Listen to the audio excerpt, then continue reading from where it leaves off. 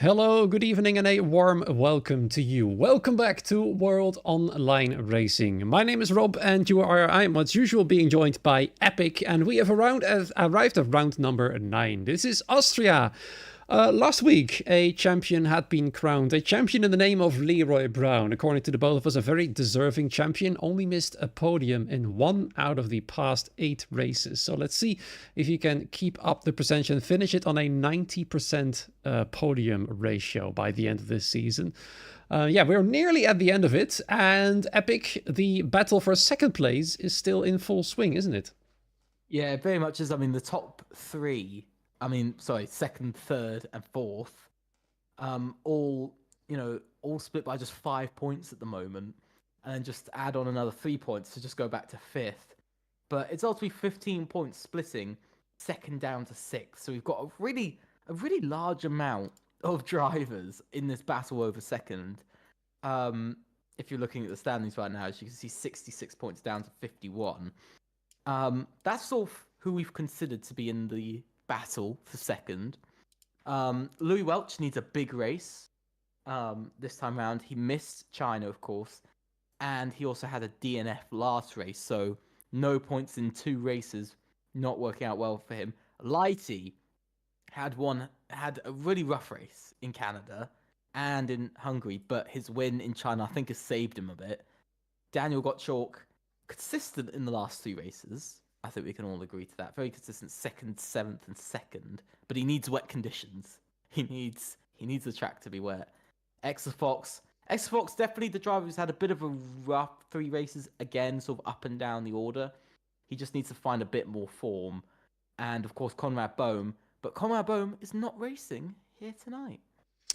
No, he's absent after his DNF last week in Canada. Also, to mention Exavox and Lighty, we both know them to be really good qualifiers, but in the race they tend to get involved into incidents a few times too often, which has caused them to fall behind on the championship leader so much that now Leroy Brown is pretty much on his own up there, meaning they now have to battle for the scraps, which is of course second and maybe even a third position. They're all very close together, so the gloves are off for all of them, and I'm really curious to see which driver is going to take that silver medal, so to say. Here in Austria, 36 laps coming up after an 18-minute qualifying session. As per usual, collisions are off. That means ghosting will be completely on. Drivers cannot pretty much physically hinder one another, but they can mentally hinder one another, meaning that qualifying impeding is pretty much still a thing. We've got some reserve drivers as usual. For example, in the Mercedes second Mercedes car, we've got Jensen Rosen instead of Tom 97. Lucas Beisner's teammate tonight is Campbell Adams in the RB car, and I believe instead of Boba, we've got Damien Carril. For Aston Martin, instead of Lefted, who has raced only twice this season, we've got Jacob Jeschut. We all know them to be quick drivers, and I'm curious to see what they can bring once again.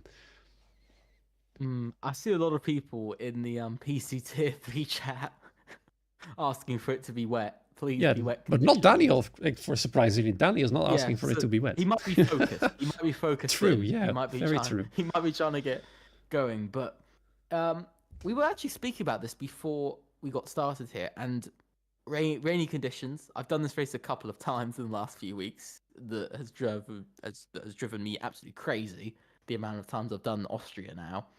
But the chance so far sits quite high. I've had it 66% of the time out of last week, but it is dry. It is dry for qualifying as we reach the race, well, the qualifying, but the sort of first bit of proper racing we'll see out on track. One driver I'm interested to see this week is Mark Schlutter, the man who won in Canada, who's had a miserable season in the Ferrari. Both Ferraris having a miserable season. Again, also Ivan Santamaria, who's had quite a miserable season. Where did he finish last race round? He actually finished in 4th. So the Ferraris, incredibly. They had a comeback, hadn't they? Yeah. Yeah, 1st and 4th. About time.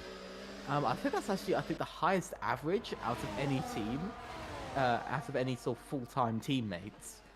I don't think anybody else has actually been able to do that this season. I think the closest has been, 1st and sorry, it is first to fourth. That's also with Leroy Brown and Tom 97. So, you know, it's nobody both on the podium. So it's been a bit of an interesting sort of season. But when I'm looking at it, I'm looking at Mark Schlutter and I'm thinking this is a track that we've seen Mark Schlutter be sort of good on in the past. And we also know tracks like Canada that is decently similar to Austria, you know, with the sort of free, more flowing corners, he seems to be better at it. So maybe this could go his way. You know, it could work out for him. Let's find out. Bogdan Moldovan, as usual, is first to go across the line to start a hot lap, followed by Lucas Beisner. But we're going to focus today on Ivan Santamaria, as he's the third to be setting a hot lap tonight. Ivan Santamaria had a big resurgence last week in Canada. Not as big as his teammate Mark Schlutter had, but big enough to say that he might potentially be on a comeback. He was quite quick in China as well, but then many incidents happened and he did not have any race pace on the track. Qualifying though, very good indeed. Quite a lot of wheel spin there coming out of turn number 3, so that might cost him a little bit of time. It's always quite tricky to get it right coming out of the corner. Then turn 4, whoa, this car looks pretty slidey. Leroy Brown is retired in the pit lane. He's decided to do a last to first challenge epic. That is quite interesting to see, and I'm curious to see where it's going to bring him.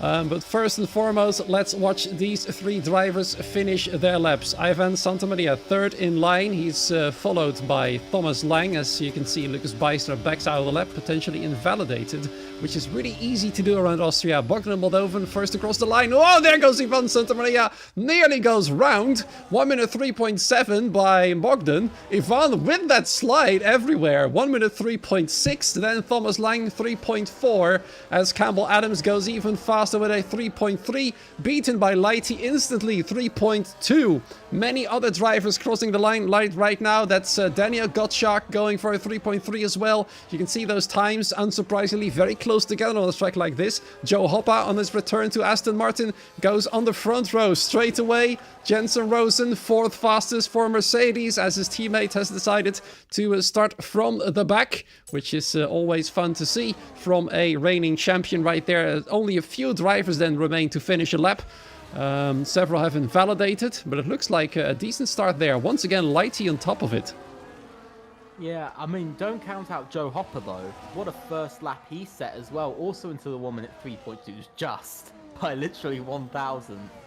Only 300ths off of Lighty. So, interesting to see. You know, we've seen both of these drivers, haven't we? Joe Hopper has been sort of towards further back in the grid whenever he has raced. Yeah. But we can't lie, his qualifying form has been pretty decent. He's always had the pace during qualifying. He's very much like Lighty. He's quick during qualifying, struggles more in the race, as French has finally been able to join, which is always great to have that 20th driver get in. But for Leroy Brown, it isn't great because he's down to 20th. But yeah, I think this is one of the sort of moments, isn't it, where you sort of got to think about it. I just want to point out, Exafox is on a lap to begin with, and also Louis Welch, Alexei, and Lucas Beisner yet to set a lap, but specifically Louis Welch and Alexei haven't come out of the pits yet. Are they going really long as Exafox goes 6th? Are they going? Sort of, are they waiting? No, they were actually out, because at some point I only saw Leroy Brown in the pit lane. And if they had stayed in, Lucas Beisner would have been ahead of them in the standings already, because he actually started the lap, invalidated, went back in. So the 3 of them at the bottom of the field at the moment. I can't help but notice also that several cars, Exafox is included, as he goes 6th fastest. And 6 milliseconds quicker than Daniel, by the way. And as French leaves the lobby again, looks like he's got some serious issues. The cars appear to be quite slidey, especially Ivan's car. Out of turn 3, turn 4, and the final corner. He nearly lost it, especially on the final one. Managed to go for now 12th fastest, but still, that was a scary moment, and I wonder how much downforce these drivers are using tonight. We all know on this year's game, slidey is the way to go. I think we can all agree that's the sort of... That's drifting everywhere. But I will say it's very dependent on where you want to be quick. I think slidey is probably going to be the... It might be the lower downforce, but a part of me also thinks it could be a higher downforce setup, because it could be to get that turn in into corners. So don't quote me on it, but that's sort of roughly my idea. They've got Bogdan again coming round to be the first one to set a lap. This man does not disappoint, does he? He's there every time to be the first driver. Whoa. He's having a bit of a race of his own, isn't he? To be the first one to cross the line in qualifying. Has he backed off? He has, yeah. He went too wide. He did not invalidate, frankly, but he decided to back out anyway. Taisto's next one. He's up by just about a tenth. He's a little bit off for the pack, isn't he? He's about 2-3 tenths off for the pack at the moment. So he's quite far behind. He needs to get to time, but Matek's not doing much better than that either. Coming round in the kick Saub in that bright green car. Unavoidable, isn't it? It's quite difficult to mix in with the others. But coming round to the end of the middle sector, only slightly faster, only up by about 2 tenths. So let's see whether Taisto was losing time in that final sector. Because we saw a few drivers sliding around, struggling for grip. Let's see whether that is some truth with the Sauber driver. Into the final corner he goes. Very nicely through there, quite grippy. And up the line, Taisto goes fastest of all. 1 minute 3.157. That's a pretty good lap time, I must say. Yeah, Lucas Beisner has set a lap time now as well. Goes up to 4th straight away out of nowhere. Louis Welch also improves massively, as does Campbell Adams to the exact same lap time as Taisto. So the top two, now, never mind that anymore. Now the second and third have the same lap time as Jensen Rosen goes fastest overall. We've got a humongous Mercedes sandwich right now with one of them first. One of them in Stone Dead last by choice, by the way. Don't forget that. Daniel Gottschalk is improving to P12. Matex is now the slowest of the lot. Just across the line. It sticks at a 1 minute 3.8, which is, of course, still less than 8 tenths of a second away from pole position. But on a track like this, that gap, I have to say, is pretty massive. Let's see, where are the other P2 contenders at the moment? Daniel Gottschalk, therefore, still in 12th position. Exafox only 13th out of those contenders for second place. I have to say, Lighty and Louis Welch currently do look the fastest of them all. I will say, Lighty did just invalidate his last lap, and he set a 1 minute 3.144. So he's only 13 thousandths faster when he did cross the line, and that's maybe to say that he lost time out of the final corner. You know, he could have been about half a tenth quicker, I'd say. So it is coming down to the smallest bits of time right now. And this is the most thrilling part, isn't it, about Austria? It's just how close it is during qualifying. Literally a tenth currently could gain you 10, 11 places. And it's Damien Carrillo who's currently on a lap. I think his teammate Extra as well. Damien Carrillo invalidates his lap. And that is his lap done. He was only up by 800ths in the end, and that would have only sent him. That would have sent him up into the top 10, by the way. He would have actually gone to about 8th place, possibly 7th. It was on a 1 minute 3.5. 800ths faster is a 4.21. Yeah, so he would have gone just 8th place, which is quite telling, isn't it? You know, up sort of 7 8th place. Are you sure? Yeah. It would have been 180 milliseconds faster. Oh yeah. Yeah, I'm just noting he's everybody's so close. I don't even. Yeah, exactly. I know it's quite difficult to make out, isn't it? Yeah. But it wouldn't have gained him a position at all, actually. I've just noticed Thomas Lang is the only one in a 1 minute 3.4. I've just noticed that. Yeah, exactly. Yeah, but it all looks the same to me. But yeah, it's interesting to see that there's quite a bit of a gap towards the rear, you know, from sort of 15th downwards. There's about 3, almost 4 tenths splitting them for the moment. But between everyone else, it's about 2 tenths splitting first to about down to 6th, and then about 3 tenths going back all the way down to 13th, by the way. So it goes really far down for such a short amount of time. Ivan Santamaria also having invalidated his second or third attempt, I should say, therefore remains 17th fastest. That lap time of his is still his first attempt, which is bad news for the man we were telling you he was on a resurgence. Maybe we've jinxed him quite badly. His teammate Mark Schluter is doing a lot better. currently sitting in P8. Lucas Beisner, the man ahead of him in the standings, currently on his way. First sector, 18 milliseconds slower. But then again, that really is pretty much one corner and two straight, so not much time difference can be gained right there. Of course, it's sector 2 and 3 where it matters mostly, especially sector 3, where I believe we have actually got the most corners out of all of them, or at least the most tricky ones. Of course, now Lucas Beisner going through turn 4. Let's see if he can find some time then as he goes past turn number 6. Right there, end of sector number 2. What's the improvement right there? 64 milliseconds. That would bring him up to about P5-ish, unless he can find some extra time. And we know Lucas Beisner can do that.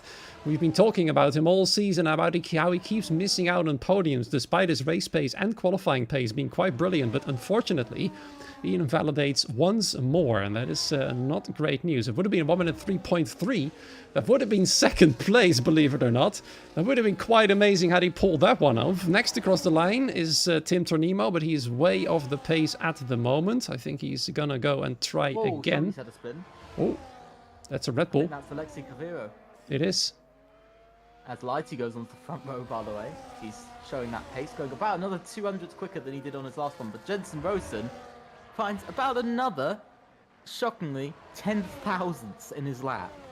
This is what it's coming to now. The final few runs, I think we are literally going to see drivers improving by sort of 200-300ths at most. Yeah, the limit on this track is found pretty quickly because it's so short. Mark Schluter at the meanwhile has improved to P6 from 8th, at about a 10th quicker he went.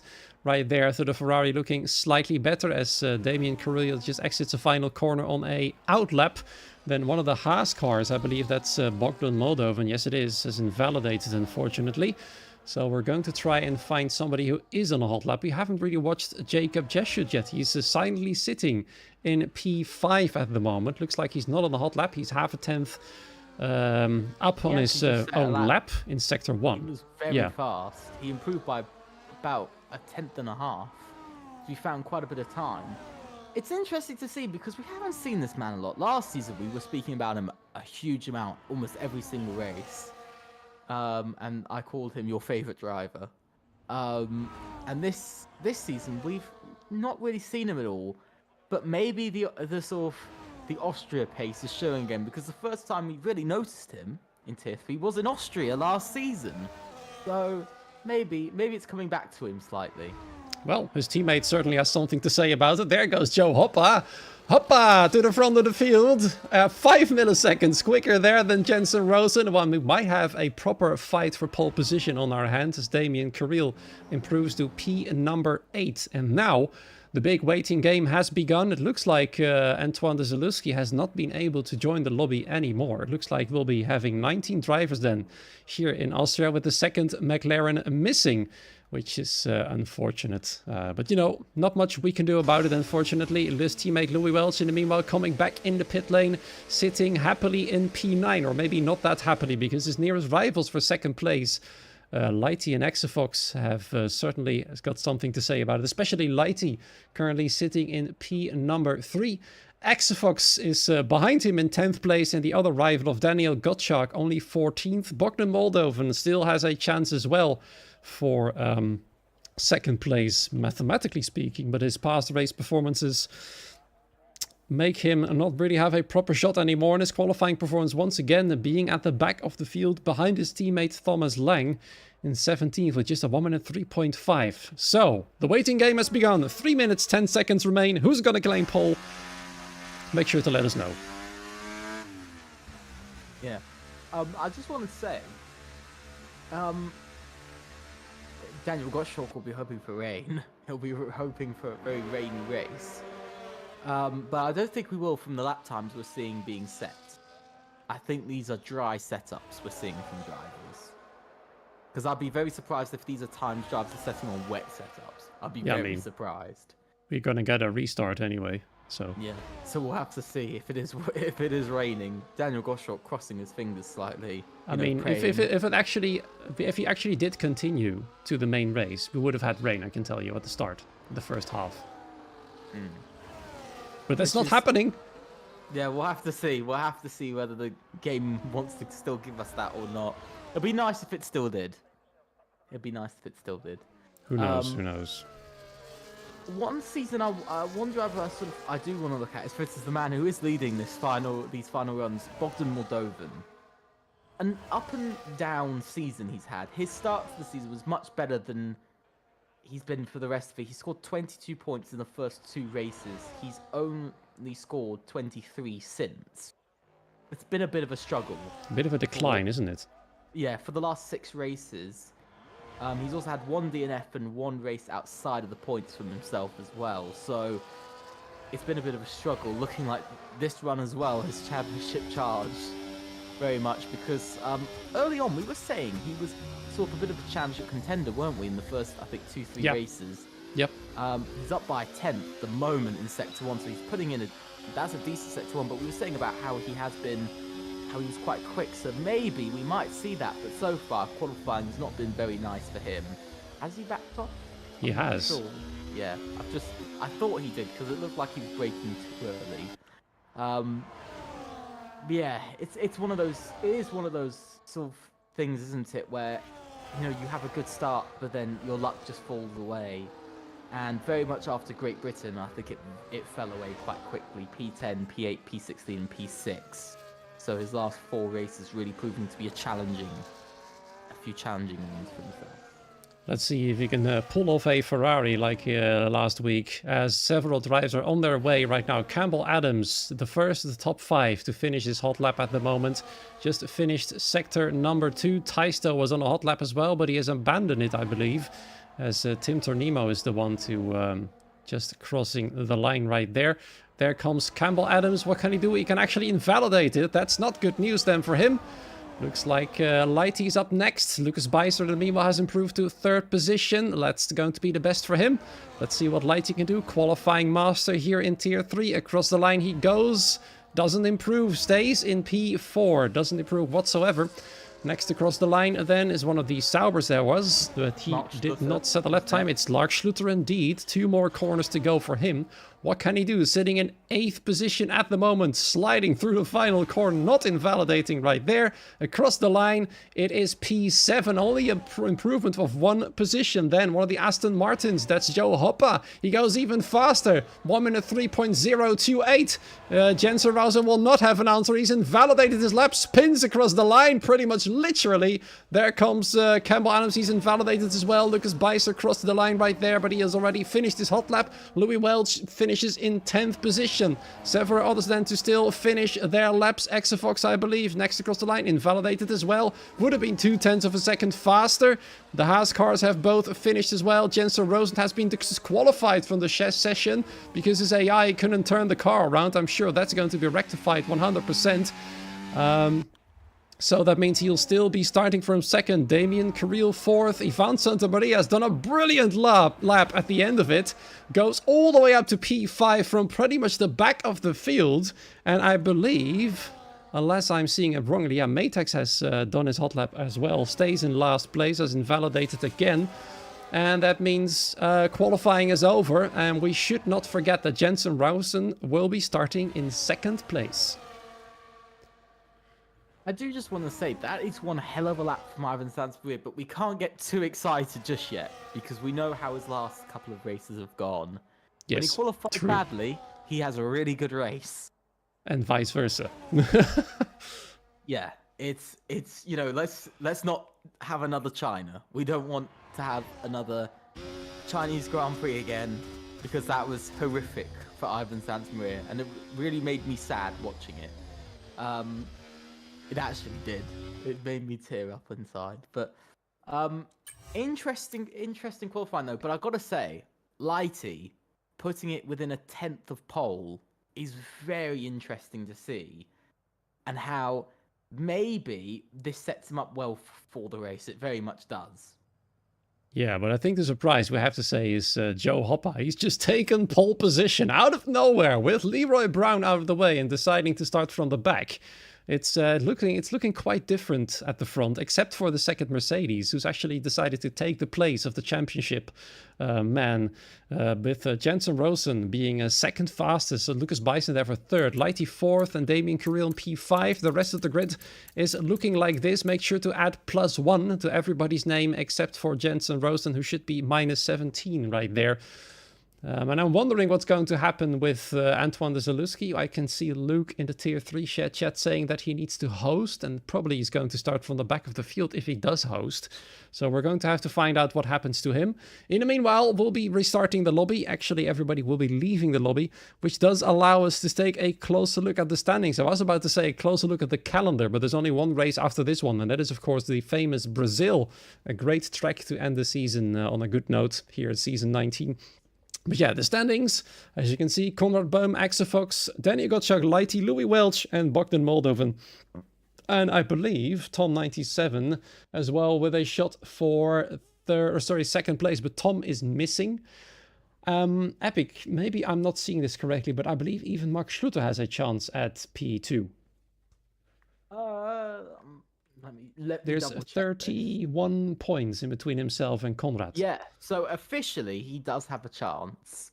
Even Tim Tornimo and Lucas Beisner. Actually, yeah, they do. Going and down Antoine to de Zalewski?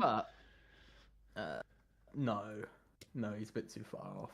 Because he's 40 another points? 6 points. Yeah, 40 points, but... That's too big, to be fair. Yeah, and also he's not racing tonight. So he's got 25. True, yeah. Yeah, so it is 11th. But if we look inside of the realm of realism, pretty much, I'd say all the way up to Louis Welch. Below Louis Welch is sort of out of the chance. Bogdan Moldovan, if he had a really good qualifying tonight, if he qualified inside of the top 5, I would have given him a chance. But he hasn't. He's qualified quite low. And I'm going to be honest, that's really what's hurt him this season, is his qualifying performances. He's really been hurt by them. And some of the races where, for instance, you need to qualify well, for instance, like in Zandvoort, he didn't. So he's had a bit of a rough season, hasn't he, when it comes down to sessions where you really need to perform. But I think one good thing for instance, Exafox, Daniel Gottschalk, Lighty, Louis Welch, and possibly even Bogdan Moldovan is the fact that Konrad Bohm isn't racing tonight, which allows them the chance. And he hasn't scored a point, by the way, in the past 3 races. He hasn't scored a point since his win in the Netherlands, and he's not scoring a point against 4 races without points. It could allow, I think probably we might see Exafox, Daniel Gottschalk, Lighty, possibly all 3 to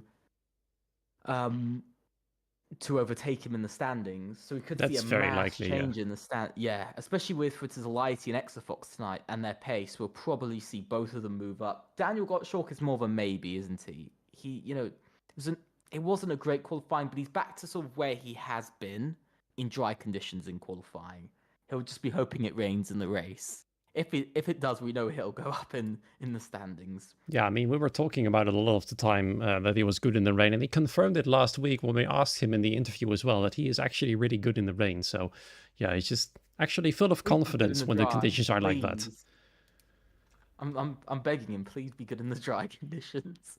Just for one week, please. To be fair, though, he has been... which race was that? Though he was pretty good in the dry conditions? Can't remember from the top of my head. China, he was actually quite fast. Yeah, China wasn't bad. Also, he proved himself quite well in round 1. Well, 5th. True, so, he has had sort of 1 or 2 appearances, but I will say, rain does seem to make this man incredibly fast. So if it rains, I think we definitely got a battle on. Especially because Austria can rain, and we know Brazil can rain. So... he's got some chances here. I will say that. He's got some chances to move up in the standings. But in this case, I'd say at the moment, based off of qualifying, the battle is really between Lighty and Exafox. Just based off of qualifying. But don't count out Louis Welch. He's qualified P11, which is, I think, one of his worst qualifying performances this season. But don't count him out because he's still on the edge of the points, and he is very good with his racecraft. We have seen that. He's got pretty good racecraft, so I think we could see him move up the order. Yeah, exactly. And meanwhile, I'm having a little look at what's happening with the lobby. There was being told that Antoine should host, but as soon as he hosted, things were getting messed up extremely hard. So I'm afraid there's something on his end that isn't working properly. I'm not entirely sure what's going on with him, but it's really annoying for Who him to did not be host able the to last join. one? Sorry. Who Louis hosted the Louis last Welch one? is pretty much hosting all of them. So Yeah, but he's why isn't he hosting now? they were trying to get Antoine in by letting him host, but as soon as he hosted, nobody could select a car, nor could I Yeah, select spectator mode anymore. So I think I'm gonna be honest. I think this is the worst time to be testing who should host. This is the most strange time to be testing it. Um, uh, okay, Leroy Brown is now hosting. yeah. So we're figuring out a little bit of issues. Apologies about the delay coming up. Looks like we have to leave the lobby again and wait for a new one to be made. To everybody watching, if you have a bag of chips or crisps, whichever one you want to call it, I'm not going to have this argument over which it is. I suggest you bring them out now, because we're going to have an interesting conversation. Because this About whether it's conversation... chips or crisps or something else. No, something else. Okay. This isn't the conversation for the next Okay, about fair 5 enough, minutes. fair enough.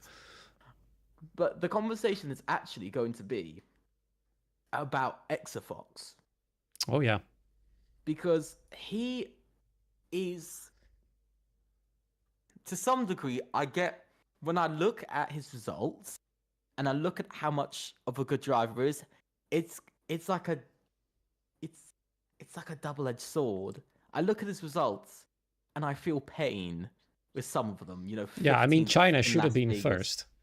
Yeah, I think some of these races, you kind of feel the pain, but then when you see him drive, he seems so capable and in so much control, and it's just he gets unlucky. It was like that in round 1, wasn't it? Because he had a few moments of contact, and I think he got spun, if I'm remembering correctly.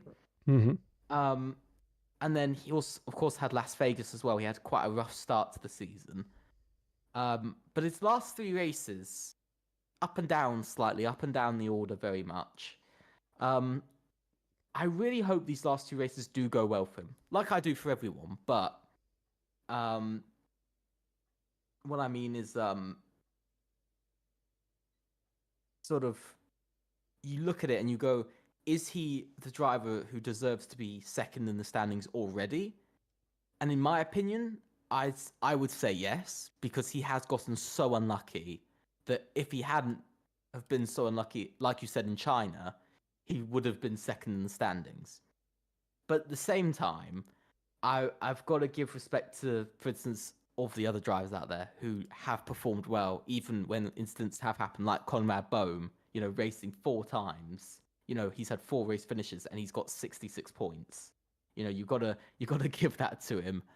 So it's a difficult one, in my opinion. It's quite a difficult one to say which is right, which is wrong, but It's more of a thing what could have been, right? I mean, yeah. had Conrad finished those races that he DNF'd in, how close would he have been to Leroy Brown? Had Exavox won in China, he would have been second. But if Conrad Bohm had finished all those races, where would Exavox actually be? So, it could be anybody's guess, really. But it is what it is right now. 3 points difference between Conrad and Exavox at the moment. So he's got a lot to lose. Let's just keep it at that. If he can stay out of trouble and make a good way up to the front of the field, fight Lighty and Daniel, making sure that he stays ahead of them, his second place will be his for at least the next week, so to say, until we hit Brazil, and then things might just shuffle around again. But the fact is that the fight for second place is much more exciting throughout all season, pretty much, than it has been for first place, hasn't it? Yeah, very much. I think you got to think about it. Leroy Brown from race 1, we saw what he could do from race 1, and yes, his last 4 races haven't been as good as his first 4. But the absolute, I think, experience and racecraft and pace he has shown is phenomenal. And I don't blame him for trying to do a last to first challenge. I mean, if there's any track where it is possible to do, it could be here, I think. Fair. I mean, it would have been interesting to see in Canada.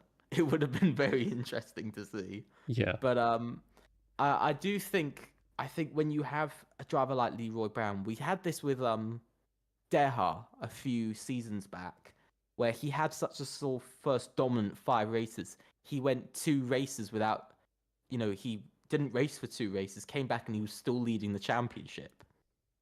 You know, you have drivers sort of that are so capable and so consistent that, they build such a gap that it's really unbeatable. And I think we've just seen that from Leroy Brown. He hasn't missed a race, and I don't think he's going to miss a race. But No, me neither. he's been so consistent from start to finish. I think he had, the one-off day in Zandvoort where strategy didn't go his way. But other than that, he should have gotten a podium in Zandvoort. But when you look at it, he's had 7 podiums in 8 races. That's the highest I think we've ever had for percentage-wise for podiums to races out of any champion or driver I think we've ever had. And that's saying something. In all the seasons that I have commentated Tier 3, I've never seen a driver this consistently on the podium. It is very impressive indeed. Another update then on Antoine de Zalewski. It looks like he's not going to race, and Boba is actually able to race, which means we'll see a switch of cars, because Boba, I believe, is a full-time Alpine driver. Yes, he is. And that means Damien Carril, who is currently in that second Alpine, will have to make way. But now Tim Tornimo said Boba declined attendance. So there's a bit of confusion going on right now. It looks like Boba is actually not going to race because he couldn't. He actually declined attendance. Before. He said he could before, but I believe it's because. Oh, there he is. Yeah, he's unavailable. Yeah, I think he's. I think it was because he. Because of qualifying, I think he then went, "Oh, they're fine." To be fair, it is quite late. To be fair, I think it's probably better to get going now. Yeah, but either way, we've got 19 drivers. It's better than having 12. Exactly, yeah. It's always better than having. If anything, I have to say, Tier 3 has been very strong on attendances. We've always had a full lobby, so this tiny little slip up, we can forgive them. Yeah, we can. Drivers have technical problems. We know how the game is as well. Exactly. So yeah, we've had plenty of them. Let's just remind ourselves of China with the technical problems. Yes. I think we had 3 or 4 drivers suffer from technical problems and DNF. So it was really, Bobo is coming. He is coming along. Okay. He's just responded. So nice to see. And he is in, I think. It's quite nice, isn't it? It's nice to have a full grid now, but he's of course going to be starting last. If I'm correct. I think so. It looks like Boba's actually in the McLaren now. I don't think it matters which cars they're in, massively. Oh well, so just for the extra information then, Boba is driving. He will be scoring points for Alpine, but he's in a McLaren. So keep that in mind as you're watching this race, these 36 laps of the Austrian Grand Prix. Ratio makes me laugh. I've got bedtime soon. It makes me laugh. You never hear that, do you? I've got bedtime soon. Imagine Max Verstappen saying, "Hurry up with the race! I gotta sleep soon." Yeah. I need to be bed by 8, or my parents will be angry. It'd be quite an interesting thing to hear from an F1 driver, but we'll see. Boba, I feel sad. He's not confident. Boba's saying, "I'm not scoring points. Don't worry." But if the only thing he has to do is follow Leroy Brown, I mean, he's going to lead by example I pretty don't know much. why, but that makes me feel really sad inside. It's like he's admitting defeat already. Yeah, already, yeah. Yeah. But he is racing, which is a good thing. Which does mean we'll have a full lobby. Yeah. Again. Celebrations many times. In the meanwhile, in the chat, I've seen Felix Lee asking a question quite a long time ago. When is F1 Esports Event 2? I've got no idea. We're not organizing it. So, yeah. Yeah. These are interesting questions for, I think, the wrong people. Exactly. We are not We the can forward esports it people to from if F1. you'd like, but We're just simple, humble commentators, though commentating for WOR Tier 3. yeah. Off we go. Looks like the lobby countdown is up, and that means the race will be underway very soon. The telemetry will only be updated when the race starts. At the moment, it still says 3 rainy icons at the start of the race. Might be very different very soon indeed. We'll find out in a few seconds what the weather at the start will be, that's for sure, as drivers are getting properly impatient right now in the Discord, because they really want to get going, and which is fair enough. I mean, I think we've waited 10 or so minutes to get going, which is unusually long.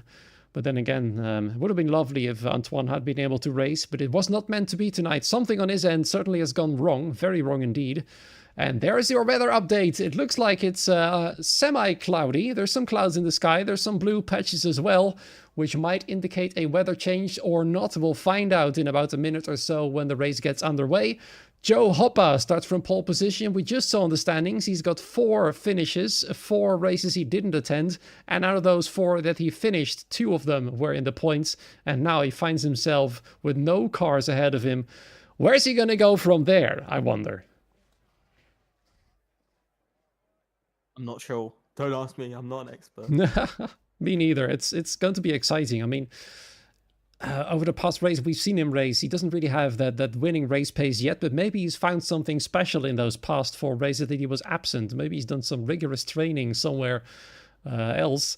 And now he's back, and back with a vengeance to show everybody that he might have been a championship contender had he had that pace at the start of the season. Maybe it's a sign for the seasons to come.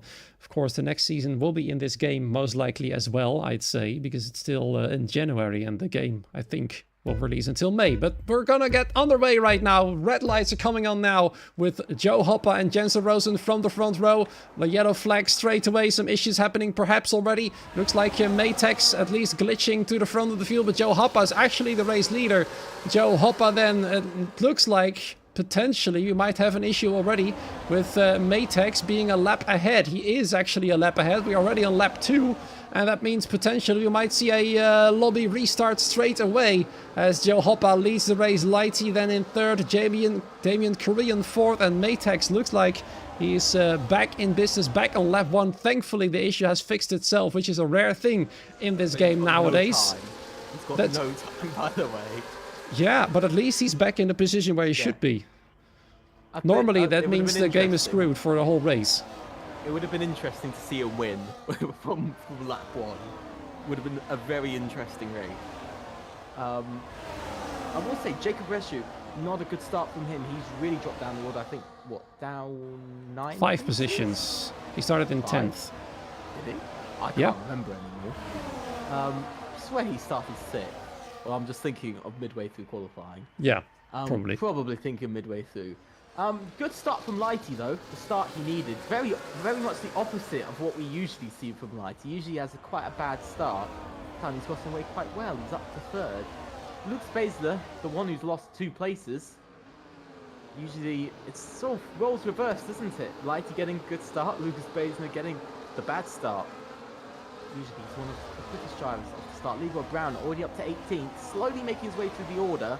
But I think with DRS activated now, I think he's going to be catching up a little bit better. But Louis Welch has a good start, same as Daniel Gottschalk, both up 3. But Boba, the man who had very little self-confidence going into this, he's already up, he's up 4. Yep, already. And he's one of 3 drivers as have started on the medium tires, the other 2 being Leroy Brown and Maytex, who are currently finding themselves in the back of the field. Leroy Brown's teammate in the meanwhile, Jensen Rosen, has overtaken Joe Hoppa for 1st place. He's creating a tiny bit of a gap, and it looks like Joe Hoppa is in a little bit of trouble right there. The other drivers behind him are lining him up for a move quite soon indeed. Not in turn 1 though, that's really not where you want to overtake, as Maytex goes fastest of the lot. Obviously on those medium tires. Mark Schlutt is the first with a penalty Only 2 full laps in, and once again Joe Hoppa is going to try and take P1 back from Jensen Rosen, but Jensen does have the inside line. Is he going to defend that position? No, he doesn't, but he does defend it from Lighty. The slight attack still on Joe Hoppa, but Joe is leading the way once again, and now Jensen Rosen and Lighty are going to go side by side into turn 4. Who's going to come off best? Looks like Lighty might have been boxed in by Jensen and Joe, but he's going to try and go around the outside. Does it work? No, it doesn't. He goes too wide. Jensen gets the better exit, and he stays in second place for now. Damien Carril, in the meanwhile, hounding Lighty for that third position. At the same time, Lucas Beister and Mark Schluter behind. Everybody is so close together at the moment. Overtakes could pretty much happen at any point on this track. Very much, but I've got to say that it's a really aggressive start from Lighty. We don't usually see this from him, do we? We usually see quite a sort of focusing on his own race sort of thing. We don't usually see him going for the aggressive overtakes and for the moves, but I think he knows this is now, he's the leading guy now for instance,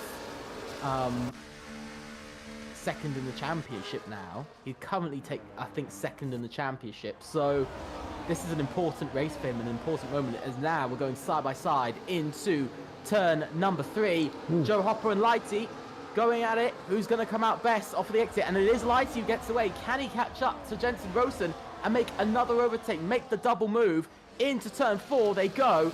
Joe Hopper down the inside, but it's a good getaway. It's a good turn 4 from Lighty, and that actually gets him up to P2. But disappointing for your man Jacob Reschu, who's already out of the race on lap number 4. Yeah, we saw him going slow by the end of the previous lap already, which meant it was quite likely either he had damage or he was going to retire, and he did retire in the end as Boba has dropped back down to last position. He's going quite slow as well. Maybe we'll see a second retirement happening already. That would have been quite unique. 2 retirements in the pit lane in 2 laps in a row, actually, there. Mark Schluter, in the meanwhile, looks like he's overtaken Louis Welch for 7th place. I think Louis Welch might have teleported backwards a little bit. We saw a bit of a lag spike going on right there. And Boba has indeed entered the pit lane and retired from the race. So a very short appearance then for the man who should be in an Alpine and is now driving a McLaren, but no longer. There goes Lighty for the lead of the race. Jensen Rosen has decided to defend big time, but it looks like the Red Bull has gone into the lead anyways. But they're going to go side by side into turn 4 either way. Jensen Rosen has decided to take the inside line. Is he going to retake the lead straight away from the Red Bull? Wow, a bit of a wobbly moment coming into turn 4. Lighty might have had a slightly worse exit, but he still's got the inside line. Going towards turn 6. They're still going side by side. Brilliant racing. Neither of them have got nothing to lose. Actually, Lighty does have a lot to lose. He wants to win the race to secure the 2nd place in the championship for him pretty strongly right there, with 1 race to go after this one. And he does go into the lead of the race. Joe Hoppa is hanging back a little bit right there, but he's still pretty much in the hunt for 1st position, as are many of the drivers close behind him. So many drivers within 0.2 of a second of one another. I'd say everybody right here in this large group has got a shot at the win. I do want to say, it's a bad exit from Lighty out of turn number 1. He's already started off the lap badly, and that's down to 2nd he goes. Is he going to be under attack from Joe Hopper? Yes, he is. He's back in the same situation he had last lap. He's battling with Joe Hopper into turn 3. He does get the better exit. The outside line, his absolute grip and pace on the outside line is... He's really dominating overtakes, isn't he? He's really able to stay out in the lead. He's again battling with Joe Hopper through turn 4. Is he going to get in front? That front wing of the Aston Martin's still there, but Joe Hopper does back out before we reach the next corner. So Lighty holds on to P2. But I was going to say about one driver who's having a really rough race, and that is actually the man who's fighting for 2nd in the championship, Exafoxes. We've got a massive battle, by the way. 3 wide. I think there's 3 wide going on. There's 2 wide into the penultimate corner, but it is going a bit mental. Already at the start of the race, they're going so hard on each other already, and Mark Schluter's on a roll, trying to get further in front of the rest already. He's got a penalty to his name, so a win is unlikely tonight, unfortunately. Even if he gets the penalty removed, I think there will be too many warnings for him to get those 3 seconds away from his name. A little bit of chaos starting to happen right now. Jensen Rosen lighting, swapping positions. Again, Joe Hopper having to defend once more. This time then from Lucas Beisner, who tries to take the podium away from him. Lucas Beisner is so desperate to get onto the podium. He's had so many chances, but every single single time something bad happened to him. For example, in Hungary, when everything went wrong on the final few laps, all things went to hell for him. But now he's pretty much still in contention. But, you know, there's still a long way to go. Anything can still happen. So he's got to play careful, and he probably knows that in the back of his head. But then again, he's a racer, and he's got to make an overtake whenever he sees a gap. Because as a famous driver once said, if you no longer go for a gap, you're no longer a racing driver. So then, lap 7 out of 36, a lot of drivers close together. Ivan Santamaria, Matex fighting for position on the final 2 corners. The other Ferrari driver also trying to make a comeback into the points right there. But for now, he's battling for only 13th place. A lot worse than it was in Canada last week. In fact, he has to let Matex past. Matex, who was driving last a few laps ago, finds himself in 13th right now. Back to the front of the field, Lighty and Jensen Rosen once again going toe-to-toe. And looks like Lighty is being let go by the Mercedes right there. Several drives behind, going side by side again. Man, I'm running out of breath trying to watch all these battles going on. Damien Carril back up to 4th place, and Joe Hoppa defending from the both of them. Bump there from Lucas Bison into the Aston Martin, but a retaining 4th, or is he? Maybe not. We'll have to see. Lucas Bison still battling with Damien Carril over this position of P4 as he does hold on to it. Alexi Kavira and also Taiso having a bit of a battle. Taiso didn't have a great qualifying, battling over just P8 there. One thing is Exafox is having an awful night, I must say. P18, Leroy Brown hasn't made a huge amount of inroads on this slot, as I think we see a bit of a moment. Leroy Brown is in the pits, by the way. He might be retiring. We might be having a 3rd retirement already. Are we going to see it? I'm not sure. Is he going for an alternative strategy? Maybe I think so. Maybe he is. Yeah, he is. He doesn't care anymore, does he? Yeah. I was really wondering whether he was going to be doing it. But by the way, Louis Welch having a bit of a battle. There's a massive 3-wide battle into turn number 3. How many positions did he just gain there? 4? I think he gained, yeah. I think he just gained 3 or 4 from that. So up to P5 goes Louis Welch, the man who, personally, I said I don't think he's in for a big chance of the fight for the win. He's now up into P5, and this is what I was talking about. Louis Welch needed a big race like this, didn't he? He needed to get a performance like this and get his racecraft going, and he's exactly done that here. And maybe he's listening to the stream. Who knows? Maybe he's listening to me. But, you know, he's really made these moves work. And he's on the hard tyres as well, remember? So he's gone for that different strategy. Well, I have to say, almost everybody's on the hard tyre, except for now Matex. It was Leroy Brown and I believe... was it?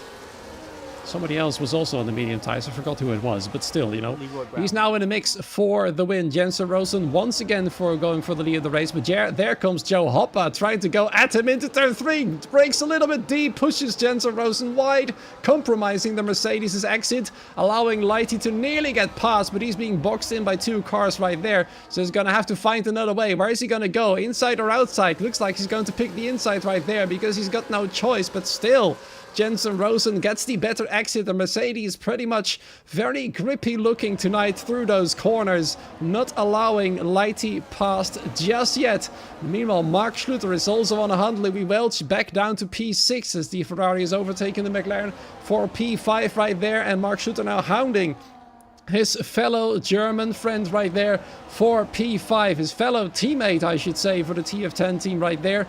For that position as we come around once again for lap 11 right there. There's still so many battles happening at once. Now with the championship man out of the way, everybody has decided it's gloves off right now. Let's fight for whatever is there. I must say, one thing that I'm really noticing is aggression at the start was really the key thing we're seeing again between Joe Hoppa and Jensen Rosen into turn 3. But what we've started to notice is drivers are getting back into the sequence of thinking about moves, not just making them.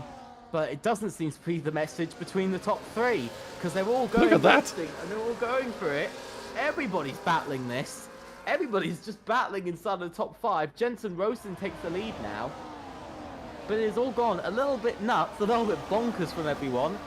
But I think this is now the point where we're going to start to see drivers think about their tyres, think about sort of longevity, other than just the close racing. Because remember, they'll be using up huge amounts of their ERS and huge amounts of their tyres battling all the time.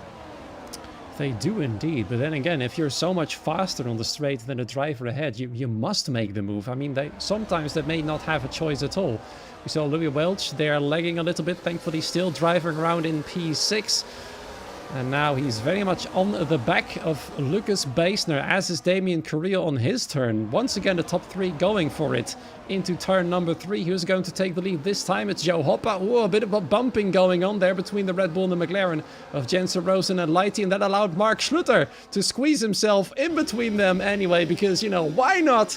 And now he's in the mix as well for that coveted victory, even with that penalty there. He might still have a little shot if he can get away, which is unlikely, of course, with the speed of all of these cars going on. The toes, the batteries, and of course the rear rings opening all the time, not allowing them to escape from one another. But the tussle between these two drivers, 3 drivers I should say, has allowed Joe Hoppa to create the biggest gap yet at the front of the field of almost 7/10 of a second. To be fair, I do just want to say Mark Schluter, he hasn't got much to lose, has he? No. You know, so he might as well go for it. I think we'd all, to be honest, we'd all do the same, wouldn't we? We'd all go for it if we knew we had nothing to lose. So he might as well, and you know, end the race somewhere. But I can't lie, Mark Schluter is showing his experience, isn't he? He's really showing his experience in this race. And that, I think, is going to be something that's very key, is... Whoa! As Lighty goes quite deep. He went really deep there, didn't he? And that's lost him another place. I'm not sure what happened there. Did he get pushed by Louis Welch? Because it looked like that slightly. No, Louis Welch was going for a dive on Jensen Rosen. I was actually watching that one on stream right there. But the move didn't quite pay off, and maybe they pushed Lighty wide in his attack move right there, but I'm not entirely sure. It looked like he got slightly pushed, because we know he's been quite good through turn 3, but it looks... Thing is, it could be both, can't it? It could be the pressure just breaking a little bit too late. Who knows with this game? Yeah, it just looked quite strange for him to go so wide into the corner, almost straight. But yeah, once again into turn 1 on lap number 14:36. This race is going by incredibly quickly because of all of the action. Alexei Kavira does a 3-second time penalty for multiple ones. Jensen Rosen all over the back of that Red Bull. And Mark Schluter all over the back of the Aston Martin, and into the lead he goes. Around the outside, can Lighty hold it? He's battled with Jensen Rosen quite a lot. And he does hold on to 3rd for now. But can Lighty build up another position while Mark Schluter leads? Let's see. Joe Hopper doesn't go for the move. Everybody actually stays pretty nice in their positions, except Alexei Kavira, who feels like making a move, but also he drops down to P10. Yes, indeed. And I feel like Louis Welch is the most patient man in the top 5 at the moment. He's watching all these battles around him unfolding and only making those moves when he's absolutely sure he can make them. Apart perhaps from that move on Jensen Rosen 2 laps ago when he went for a sort of a dive that didn't quite work out for him. Looks like he's the man with the most patience out of all of them. Jensen Rosen trying to prove he's a worthy teammate right there to Leroy Brown, the championship winner of season 19, as Leroy Brown has already pitted really early for a set of hard tires to try and undercut the whole lot of them. I wonder where that's going to bring him. By the point that his tires drop off, what's going to happen to him then?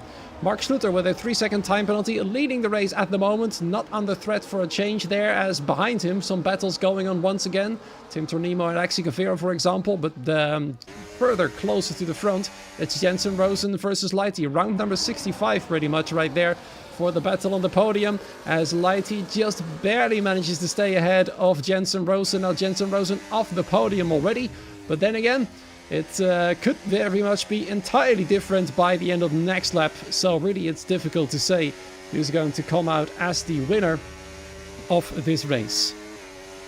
Yeah, I would agree. I wanna say one driver who is having a race from hell, and I think we'll agree it's Exafox, isn't he? He's got a penalty, which is definitely not going to help him. No. And, you know, we already said about Mark Schluter, he won't score points with his penalty. Same for Alexei Kavira, and I think we're going to see that with Exafox as well. So, it's a really bad time. It's really bad timing and a really bad race to suddenly get penalties and to be quite far down the order, isn't it? To be at the back of the grid. it's probably the worst race for him to do it, especially when his main rival Lighty is up in third and Louis Welch in fifth. So when his closest rivals are, of course, in the points except Daniel Gottschalk, when 2 out of 3 of them are there, it's not looking too good. Yeah, Bogdan Moldovan ahead of him as well, but he's also out of the points at the moment, as Taisto has decided to overtake Damien Carril through turn 8 pretty much, which is quite impressive, I have to say. Turn 7, sorry. Looking quite strong right there. He was on provisional pole for a short while in qualifying. Now he's pretty much nearing the top of the field once again. A bit of a gap between himself and Lucas Beisner at the moment, as Lighty and Jensen Rosen swap positions before turn 1. Quite a rare opportunity there for a move on the main straight, with DRS wide open right there. But he's decided to make the move either way. As we once again go into turn 3, let's see who's gonna make the move. Is it Louis Welch this time on Jensen Rosen? Yes, it is! And on Lighty at the same time, because why not? A bit of a bumpiness going on right there. But Louis Welch with an opportunity to get onto the podium. His win in Hungary has definitely motivated him to go for something extra. In the meanwhile, Mark Schluter going deep to stay ahead of Joe Hopper. And there goes Louis Welch on Lighty. Up into the podium he goes. Ahead of the Red Bull right now. Lighty, of course, knowing Louis Welch is a threat to him for that second place. So that is definitely 2 rivals really close together at the moment, fighting for second. Well, of course, they've got a 7-point gap between the 2 of them. So, you know, even getting just 3 points over each other is going to be, you know, it's going to change things going into the final race. So I think there's 4 points between the 2 of them. Yeah, I think what would be good to see is Louis Welch and Lighty work together, because, you know, they're both battling each other for the championship, but the main thing here is not to battle with each other so much that they drop positions. And so that might be maybe the thinking these 2 might be trying to do. But it looks like Lighty's under attack by, once again, Jensen Rosen for fight number 483. It's going really fast. Battling once again. And into turn 4, there you go. Still side by side. Are we going to see a Lewis Hamilton Alexander Albon moment? No, we don't. Not yet. Maybe later. But officially, we're halfway through the race. It's going fast, and soon we'll see those pit stops happening. I also have to commend the drivers on the fact that despite all of the hard racing going on, none of it, in my opinion, has been too much or over the line or something like that. All of it has been very clean, very nice to watch, very entertaining indeed. And I think the drivers tonight are really enjoying themselves with the racing that has been going on. In the meanwhile, Matex and Damien Correa have pitted for fresh tires, and we see Leroy Brown having undercut the both of them with 6.7 seconds to Matex. So I really wonder where Leroy Brown is going to come out once everybody else is pitted. He's also going to overtake the other 3 drivers in the pit lane as Mark Schluter takes the lead of the race. Lucas Beisner takes Leroy Brown's Jensen Rosen's 5th position. I'm so used to Leroy Brown being in front of the front Mercedes that I'm confusing them all the time. As Jensen Rosen tries to come back at Lucas Beisner. And Lucas Beisner, of course, as I've said, trying to go for that podium place. He doesn't really care about the rest anymore. That podium must be his before the end of this season. That would be quite the goal for him, I have to say. But for now, he's really close to it. And I wonder which of these top 5 or top 6 drivers is going to pit first. I'm going to say Joe Hopper. Or it's actually going to be Mark Schluter. They're all completely confused. Whoa! Very close between Lighty and I think that was Louis Welch. Very close, as you can see, as the pit lane starts to a corner, which is a little bit mental. Always scary there, isn't it? Yeah, very much, because it's a blind corner as well by the time you get around to it. But we'll have to see where Leroy Brown comes out in all this. Yeah, I want to watch that. I think he's going to come out in front of them all. You know what I'm starting to think? Has he just taken? He has. And you know what I'm starting to think? He's going to help out Jensen for the win. Maybe. I think we'll have to see his pace, because he might just be so slow that it's not going to help him, because he is on very old hard tires already. So I've seen it work only last Saturday. We'll have to see, won't we, whether it works. Yeah, I mean, it's not impossible. And knowing Leroy Brown, he's certainly going to try something, if that is his strategy. Right now, he's only 1.4 seconds ahead of Mark Schluter on very fresh medium tires indeed, as the rest has decided to come in as well, except for Joe Hopper, the man who you thought was going to come in first, is actually going to come in one of the last ones, isn't he? Yeah, it's an odd one from Joe Hopper. I will say that it's a very odd sort of strategy he's gone for here, because I thought he would have been one of the first ones to come in, purely because, you know, to get that undercut. For instance, like with Leroy Brown or Mark Schluter. Actually, the man who's actually not come out well from it is Lighty, by the way. He's only going to come out in 8th. And he'll only got to 6th once the other 2 pits. So he's only going to... Oh my god, look behind Lighty! The racing that's going on! We've got 3 wide. We almost just had 3 wide into turn 3. I just saw an absolute mountain and like horde of cars just behind Lighty. One of those drivers is actually Daniel Gottschalk.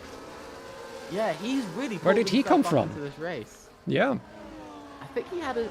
Did he have an early pit stop, or has he just had an absolute miracle? Yeah, he's gone in 1 to 2 laps earlier than the rest. Yeah, he went a bit earlier. But this has worked out for him because he needs points as well. He needs to score... I think he needs to score 6 points tonight for him to get past Conrad Bone in the championship. Yeah, he has to score 6 points. So he needs to get at least 7th for him to get upper position. But remember, we've still got Mark Schluter with a penalty. Alexi Cavero has now come in. Joe Hopper staying out even longer. Is he going for the soft tyres? I wonder that as well, yeah, as Louis Welch goes into the technical lead of the race. Leroy Brown, in the meanwhile, has decided to involve himself into the battles anyway, trying to defend against Lucas Beiser, not working out. Now it's both Mercedes going side by side.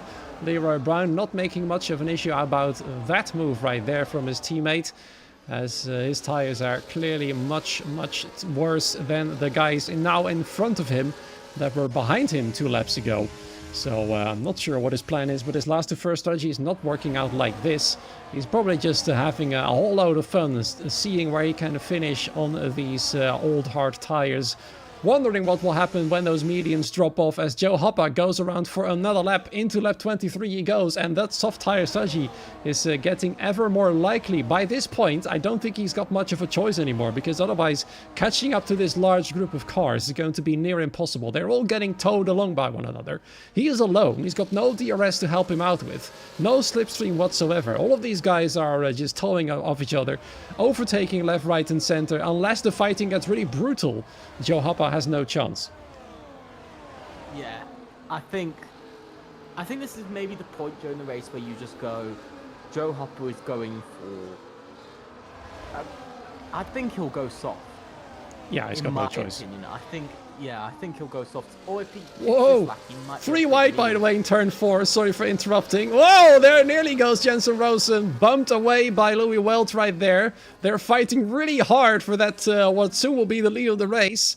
3 wide they went. Mark Schluter came off quite pretty much the best. Louis Welch then into turn 7, overtaking Jensen Rosen, or nearly overtaking him, as Joe Hopper finally has decided to pit. We'll find out very soon which tires he will be choosing right there. Louis Welch, in the meanwhile, by all the fighting, nearly has actually allowed... Let's go to the mediums indeed. Has nearly allowed Mark Schluter to get away with a DRS range. They're just barely hanging on. Lighty! He's lost... Oh no! Oh no. There goes his charge. What has happened to Lighty? I didn't see it, unfortunately. I'm just feeling the pain from watching this, by the way. I'm just soaking it in. That's no good news there. He was on a brilliant charge there for 2nd place in the championship, but no longer. And the chaos in front of him is still unfolding big time. At least 2 of his rivals are not scoring big points. That's the one plus he has. You know, Daniel Gottschalk in 9th, who will probably eventually go up to 8th, and then also Exafox in 15th. So he has got a bit of a plus from it, hasn't he? That it's only Louis Welch who's scoring decently big points. Yeah, but that might be crucial. Yeah. Might be the killing blow. That's what I'm saying. It's the retrievable points, isn't it? you know being able to gain back those points. That's the sort of the sort of good thing. But 4 points you can do, but can you gain back 18? I'm not sure. Well, Louis Welch is actually technically leading the race because Mark Schutter's got the penalty. Lighty now retires. He's out of the race. He doesn't want to wait a safety car anymore. Louis Welch now takes the lead on track as well. Even with Mark Schutter's 3-second time penalty, he doesn't want to risk it just in case he has 2 warnings already. So the race for the win is still pretty much on between the 7 guys ahead of Leroy Brown. Not sure how much longer Leroy Brown can keep it up. He's already now down to P8 with Campbell Adams passed as well. How much longer can he hold on? He's now got Daniel Gottschalk behind, as well as the other Williams of Maytex, who's also switched to the hard tires, but a lot later than Leroy Brown himself has. So yeah, very interesting. But Lighty unfortunately out of the race. Taisto starting to report for duty. Another Red Bull going slow. That's Alexi Cavero also with front wing damage. And potentially another driver out of the race. I think it will be. Yep, there he goes. Oh my god. Pain. That's all I have to say really. It's just pain. It's especially horrible to watch a driver, be so far up in front, even leading the race at one point to then DNF. It's a really frustrating thing. I can imagine how angry and how annoyed Lighty will be that this was his second place charge. This was him taking second in the championship, and now that's completely fallen away. Yeah, in the meanwhile, the nearest rival Louis Welch fighting hard against Jensen Rosen to stay ahead. Jensen Rosen did get a better exit out of turn 4, nearly got past, but Louis Welch is still hanging on, just barely though, allowing everybody behind to stay incredibly close. It's a miracle. No big contact has been made apart from Lighty's incident, whatever happened there. We're trying to figure it out. We haven't seen anything in the Discord either about what exactly happened.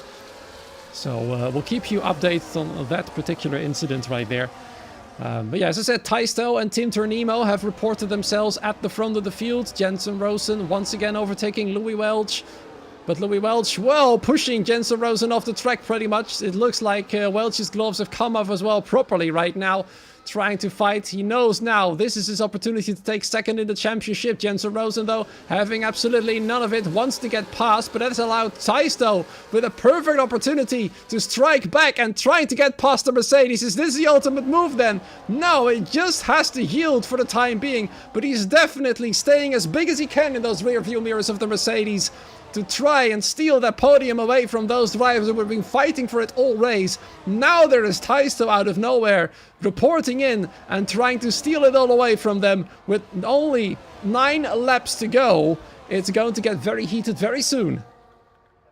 It's actually, we're starting to see Louis Welch struggle a bit, aren't we?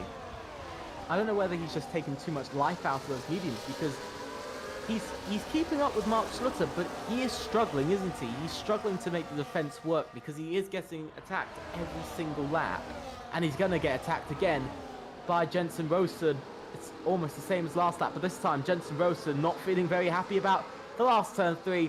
He's going to try and make the move work, but it's going to be running down to turn 4 as well. You can see Mark Schlutter placing his car very much on the inside. Jensen Rosen going all the way to the inside. Can he make it work? Can he take the lead? No, he can't. Mark Schlutter continues to lead, but the battle is more between Jensen Rosen and Louis Welch.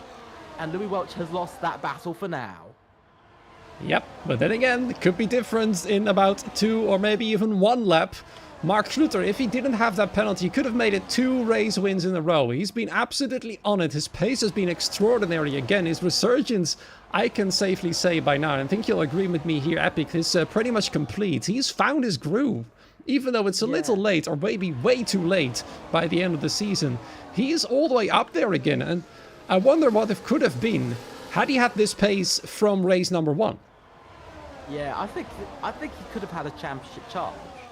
Yeah. I think he could have had a real push, and I think potentially Mark Schlutter's experience and Leroy Brown's pace, I think, would have been a very interesting thing, wouldn't it, to have seen between the two, experience versus pace. But you know, that's something for us to sort of daydream about a bit, isn't it? But into turn 4, almost 3 wide, Taisto quite intelligently backing out before it's a bit too late. And it's getting very toasty between everybody, isn't it? And look at Tyson again trying to make a move on Lucas Baisner. But it is getting very, very toasty between everybody. Not even toasty, it's like a burning fire. It's a fire pit right now of battles. Exafox, by the way, quietly making his way up into P10, but with that penalty, he'll drop again to 15th. Indeed, So, Daniel Gottschalk also has dropped a little bit there, down to P12, but he'll make up at least 2 positions with his teammates, and Exafox, of course, having those penalties. We're now on lap 30 out of 36.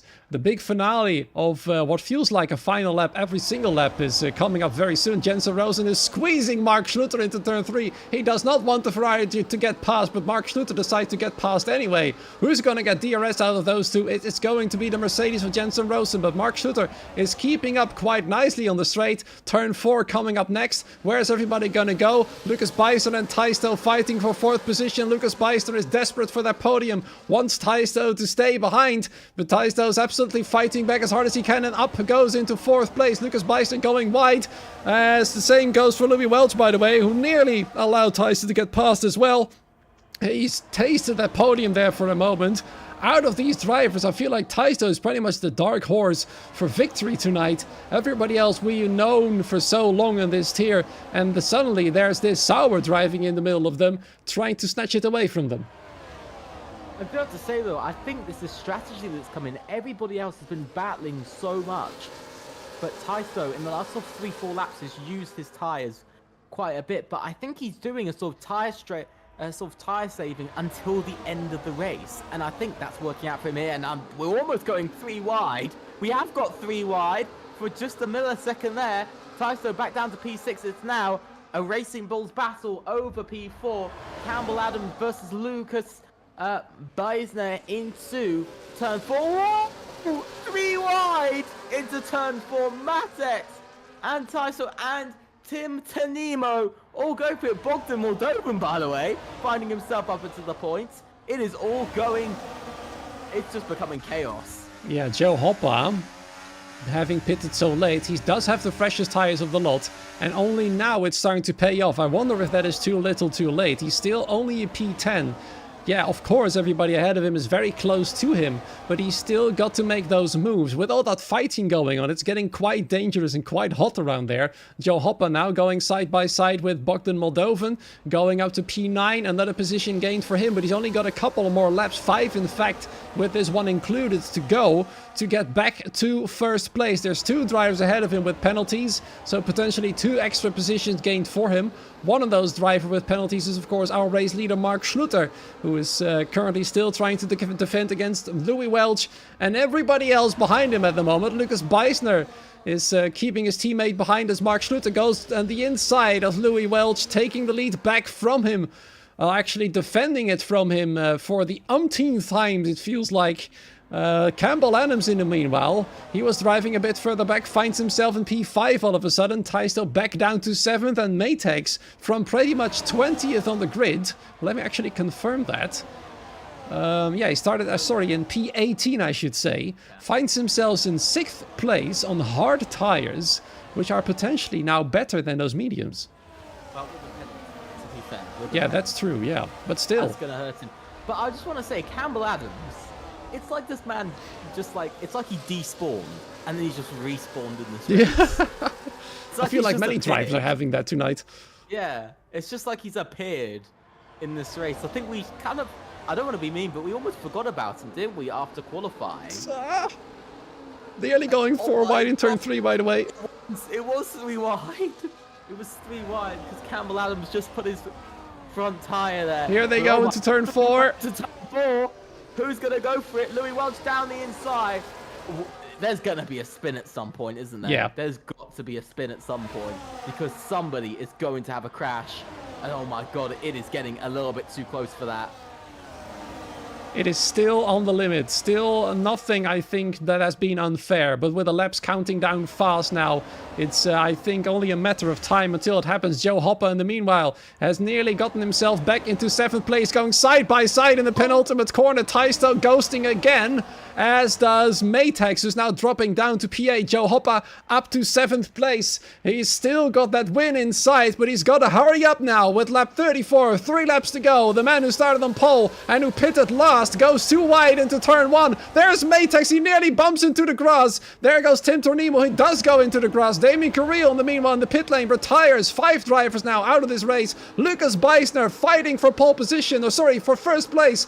Nearly found himself in the lead right there. Ghosting going on in the front of the field. The RBs are literally inside one another right now. And who is going to come off best then into turn 4? It's still Louis Welch in the lead of the race. But Lucas Beisner, still that desperation for the podium. He's now got it. Mark Schlutter's got... Oh, there it goes! And there goes Mark Schlutter out of the race. Crashes into the wall. The man who won in Canada. The man who led the race here. But with a time penalty is now out of it. And the chaos that was predicted has come at last. No longer is it under the limit. It has gone too far over it, in fact, and Mark Schlutter has become the first victim out of who knows how many.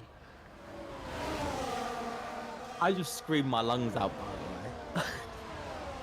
As you heard of it, but oh my god, what was that? Louis Welch in the pits as well. That's Yep. Louis Welch's, Oh man. I think, battle for second. Oh, what is this end?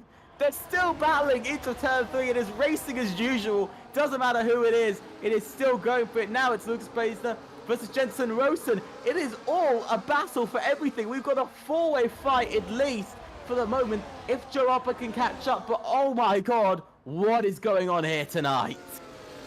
I have absolutely no idea. Taisto bumping into the back of Campbell Adams right there. Now there's a lot of whole new names fighting for the win, apart from Jensen Rosen, but Lucas Beisner has finally found the perfect opportunity to not only get a podium, but to win the race as well. But now he's in the least ideal position for that victory right there. As he charges his battery, it's gonna get really ugly into the final 2 corners. Will we see another crash happening right there then? No, we don't. Thankfully, not yet. But here we go then, onto the final lap of what has been an absolutely wild race. 36 final laps, we can say safely by this standards right here. Has all been clean until lap 35, where Mark Schluter cambered out of the race alongside Louis Welch, both of them fighting for the win. But who's gonna come off best then as we approach turn 3 for what now is actually the final time? RB's going side by side. Campbell Adams versus Lucas Beisner. Lucas Beisner is just barely staying ahead of his teammates right there, but now they go side by side. This is great news for Jensen Rosen, as none of the RBs can fight. But there he goes, Campbell Adams with an almighty dive into turn 4. What can he do from there? He loses grip. That allows the Mercedes to stay ahead for the time being. Lucas Beisner still keeping his teammate in his target right there, but he can't find a way past. Behind them, Matex and Joe Hopper. Joe Hopper too little too late, now up into 5th place unless all 4 ahead of them crash out of the race. There is Taisto trying to go around the outside of Lucas Beisner. Will Lucas then lose another podium opportunity? Pushes a little bit wide right there. A bit bumpy, but nothing too harsh, I think. Joe Hopper goes on the inside, but it is Jensen Rosen that just barely wins out from Campbell Adams. 63 milliseconds in between them. Absolutely mind-blowing right there. But it is then Jensen Rosen from 2nd on the grid to win the race in Austria. Holy, there are some people, by what it sounds like, the Louis Welch and Mark Schlutter incident seems like somebody slowed down quite a lot. Maybe desync. We don't know. It sounds slightly like desync. So it's a little bit worrying. But that's what it seems, that's what it sounds like, by the way. Just a bit of a report on it. Yeah. The results, though, we're going to have to look at those because there's some very big surprises coming up soon. Just watch and learn. Jensen Rosen then wins. Campbell Adams from 8th to 2nd. Lucas Beisner finally gets his podium at long last in 3rd place. Joe Hopper with his late pit stop can only manage P4. Too little too late. Taisto from 7th to 5th. And then come the Haas cars out of nowhere. Thomas Lang in the chaos in P6 from 16th. Bogdan Moldovan in 7th from 17th. Your champion Leroy Brown in 8th from last. Daniel Gottschalk in P9 from 15th. Then Matex from 18th to 10th. Ivan Santamaria just misses out. Tim Tornimo P12. Then Exafox in P13. And everybody behind them has retired from the race. So this means, by the way, third, and that means Daniel Gottschalk is going to move up into third. And you He might scores wonder 2 why. points. They both have podiums, 2 podiums, but Daniel Gottschalk has 2 second places. They'll both have Very 63 interesting. points. So Daniel Gottschalk does gain a place, but that's all the changes. Incredible. It's crazy, isn't it? How we were expecting at least 4 or 5 changes, and we've gotten 1. I have no words for the end of that race. No, me neither. I'm actually a little bit, my throat is a little bit sore from all of that, in fact. That was mental. And the drivers agree that it was a bit too much by the end. Other than that, the other 34 laps were brilliant. The fighting was fair. It was hard but fair. But then by the end of it, it was a little bit too much. And I wouldn't be surprised to see several reports coming out for lap 35 and 36. I think there's already, I thought there was already reports. I think there are. I'm not sure. But yeah, absolutely crazy end. I have no words for that. Absolutely no words. We've got quite a lot of anger between some drivers, I'm noticing. Lucas can't come for an interview, unfortunately. There's quite a bit of anger between drivers, isn't there? It's quite interesting.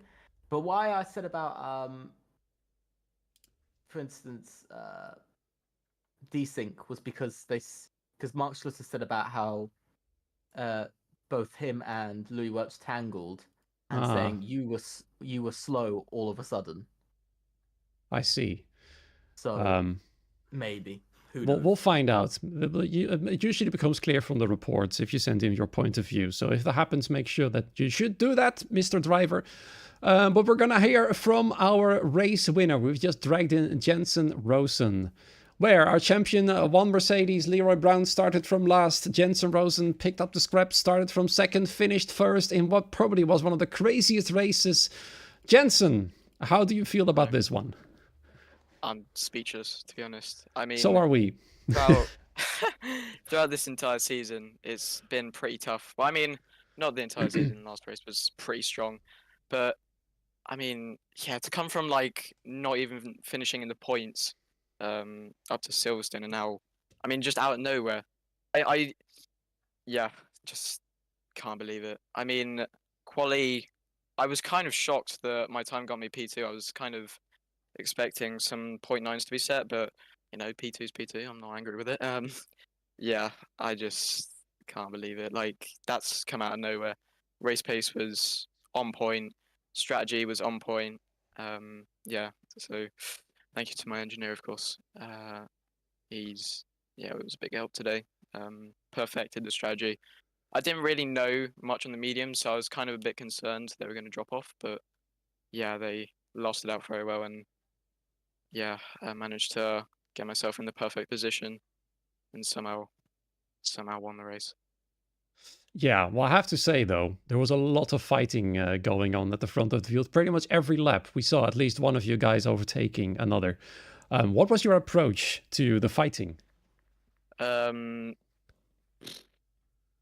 didn't really have one, to be honest. I was just like, I knew there was going to be some DRS games, especially towards the end. Like, I don't really know. I didn't really like think about it much. I knew it was just going to be one big DRS train the entire thing, and there was going to be swapping each lap. So just wanted to try and keep my nose clean. I had a few moments where I was like forced off by Lighty, I think, once, and had a bit of contact here and there. But like, it was important to keep my nose clean and just stay out of any incidents, because like we saw with Mark and Louis, who was probably my biggest rival to win, they crashed out, which opened the door and put me in a really good spot. So yeah, just keep nose clean and see if anyone takes each other out or does something stupid, and that's exactly what happened. So yeah, it was a bit lucky, but you know, I think it was still a well-driven race. I mean, sometimes a combination of luck and pace really helps out big time. Epic, anything from you? This is gonna be just a very simple question. What was your biggest challenge during the race? Was it the tires, or was it really everyone else? Because I think I know which answer it's gonna Literally be. everyone else. Yeah, it was definitely everyone else. I mean, being swarmed and just like it's so difficult to know where to place your car because if you place it wrong, you might end up losing 2 positions because it's like, for example, on the inside of turn 3, if you keep too tight of a line, you might just oversteer and get a really poor exit. Someone might find an opportunity to go through. You lost 2 positions or something. Same with the outside, you might, go a bit deep here, or it's just, yeah, it's so difficult to try and know where to place your car.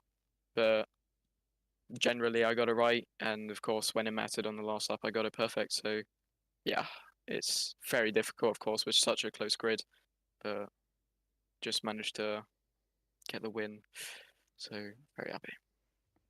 I mean, all we can say is exceptional good job to you. I mean, 63 milliseconds between yourself and second place is a very close finish indeed. One of the closest we've seen all this season so far. So good on you, and enjoy this victory. Yeah, thank you very much. Cheers. Well done, Jensen, mate. Thank you, Alex. Love it. Right, see you in a bit. Well, what can I say? It bumps Jensen Rosen up from 1 singular point from Canada last week to 26 points with his race victory included, which brings him very close to the top 10 of the standings, actually.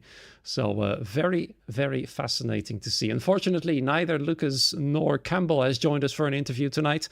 So that means we're gonna round off this very, very heated race, Epic. Yeah. To be honest, I have no words for it. And this has been the most racy of races I think we've had. But I'm gonna be honest, it was a race of chaos, and the ending I think was my favorite ending of the season. But yeah, I think still this is a race to remember. Oh, it definitely is. And for mostly good reasons, fortunately, this time round. There will be a lot of reports, I think, on the final 2 laps, if people can actually be bothered. I already saw some drivers saying they couldn't be bothered to report anymore, probably because it's the end of the season and probably because it was so chaotic anyway. But we'll see. Maybe things will change around by the end of the report rounds, by the standings and stuff. But we'll find out next week, which, by the way, does take place in Sao Paulo, Brazil. 1 round to go to find out who goes into that coveted second place in the standings. From the both of us, thank you so much for being here once again tonight. Make sure to like and subscribe here to the WOR channel. More races, of course, coming up later down this week, including the console tiers on Thursdays, I believe, from the top of my head, and Fridays as well. Have a great morning, afternoon, evening, wherever you are. Until next week, same place, same time. Until then, goodbye.